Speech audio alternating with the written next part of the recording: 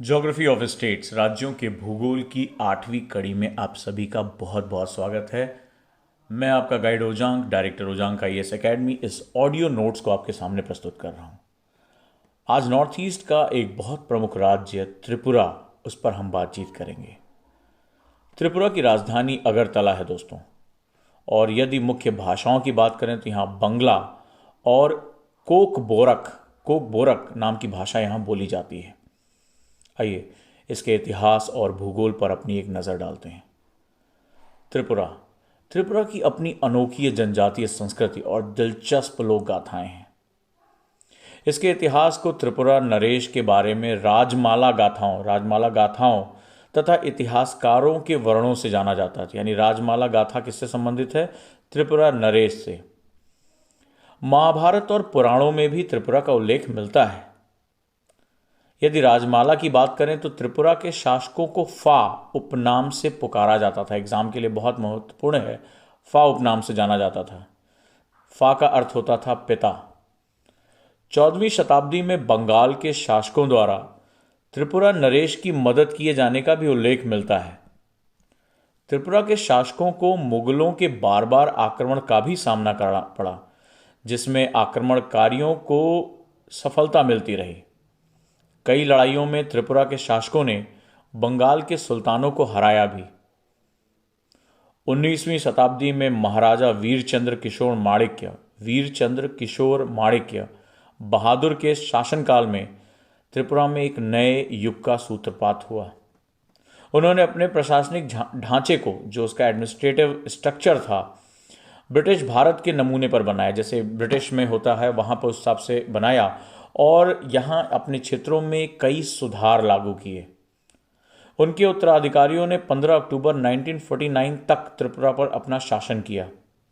तत्पश्चात Tripura Indian union में भारत संघ में शामिल हो गया।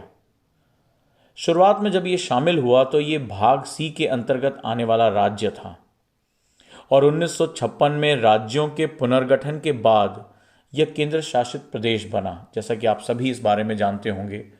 परंतु 1972 में इसने पूर्ण राज्य का दर्जा प्राप्त कर लिया।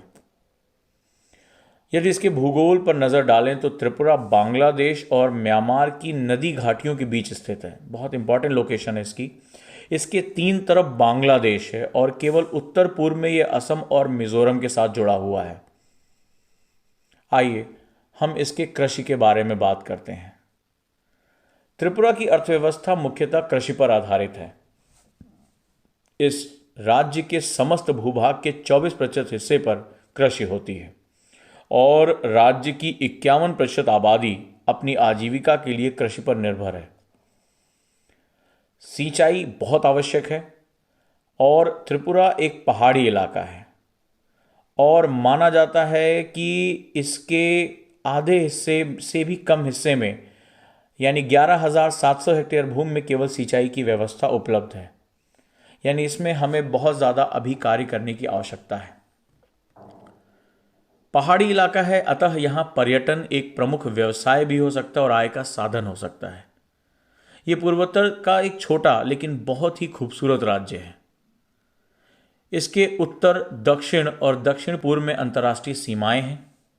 इसके पूर्व में बांग्लादेश है। इसकी सीमा 2 राज्यों असम और मिजोरम से लगी हुई है। एग्जाम के लिए इंपॉर्टेंट है ये।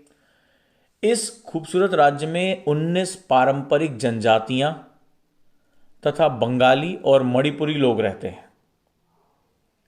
त्रिपुरा के जो दृश्य हैं वो बहुत ही खूबसूरत हैं, बहुत ही समृद्ध और विविध सांस्कृतिक पहचान है। इसका पुरातत्व महत्व है, आर्कियोलॉजिकल इसका इंपॉर्टेंस है। इसकी वास्तुकला बहुत ही महत्वपूर्ण है। साथ ही साथ हैंडीक्राफ्ट, हस्तशिल्प, रंग, डिज़ाइन, ये सब कुछ यहाँ बहुत ही विहंगम और बहुत ही खूबसूरत है। दोस्तों, यदि इसके उच्च न्यायालय अधिकार क्षेत्र की बात करें तो ये त्रिपुरा के अंतर्गत ही आता है। ये त्रिपुरा के विषय में एक संक्षिप्त परंतु महत्वपूर्ण जानकारी रही। उम्मीद करता हूँ आपको ये ऑडियो पसंद आया होगा। ऑडियो की समस्त श्रृंखला मेरे ऐप ओजांग आईएएस एकेडमी पर उपलब्ध है ऑडियो फॉर्म में। आप उस लाइब्रेरी को यूज़ कर सकते हैं और चलते फिरते पढ़ाई कर सकते हैं। जुड़े रहिए टेलीग्राम चैनल ओजांग आईएएस एकेडमी से। धन्यवाद।